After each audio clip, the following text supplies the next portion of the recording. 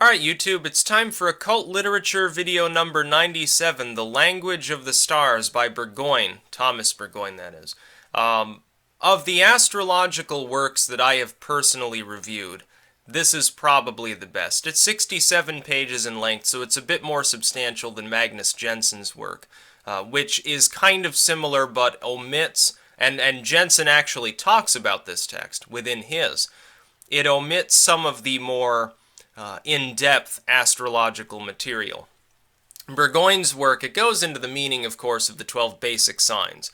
It then goes into the influence of the planets as they travel along the celestial plane, so to speak, the different symbols, the different sort of concepts within astrology. It has its own index as well of some of these terms, conjunction, sextile, and so forth. Now, I've never actually been able to crack astrology before in such a way that I could understand even the more basic tenets beyond, oh, well, these are the 12 signs, these are the characteristics normally associated with it. After having edited this, and of course read through it as I was doing so, I actually have a better understanding of astrology. If it allows me, somebody who's not geared towards all these calculations and charts and things, I'm really more into a different style of occultism altogether. If it allows me to understand the concept with half fluency, then certainly it's a fairly good astrological work. Now, as always, link in the description to where you can purchase my edition of this work off of Amazon. Second link to my books blog. I've got several other astrological works within the divination section.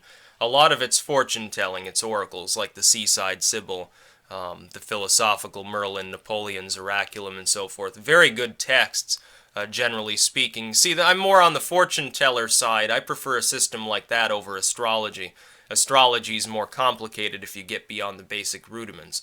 But Burgoyne has managed, in under 100 pages, to cover all of the basic concepts within astrology, such that if you read this text, you actually, if you understand it, if you can comprehend what's being said, you could, begin making your own calculations. It talks about natal charts and all of these things.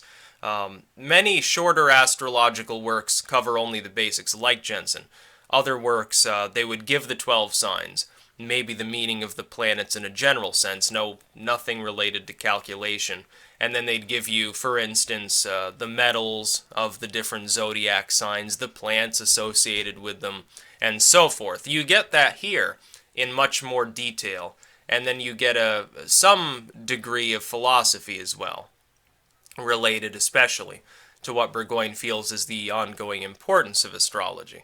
This is one of the reasons, having edited this is one of the reasons I made my video on, of course, I'm an Aquarius, one of those videos on the topic of, while my belief in astrology is not entirely there, epigenetics again aside, at least I can understand it more now than I did before.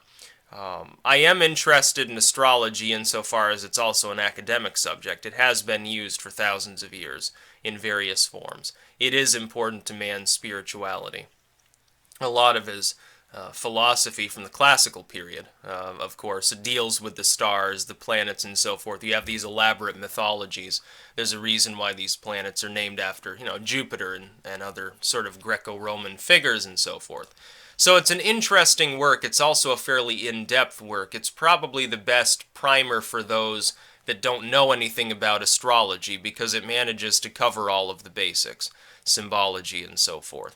I would definitely recommend this over any other astrological work that I've personally read, including some of the newer works. A lot of it goes into the New Age stuff. It's like people are trying to convince me that there's a 13th zodiac sign. There's actually not. That was a hoax, largely, to the point where NASA actually had to make an article about astrology and how, no, they didn't fiddle around with the signs or anything like that. It was hilarious. It was almost surreal to see, this completely secular scientific institution had to weigh in on astrology because so many people were talking about it, how NASA supposedly shifted the signs or whatever, which it didn't. I had several people, real people I'm associated with real world, mention this to me. I'm like, you don't understand, NASA never said any sort of thing. They simply said, yeah, the cycles and movements of these various planets and so forth over time, long spans of time in relation to one another. There's a little bit of change over time. We're talking millions of years. We're not talking a few centuries or anything like that. It was very funny.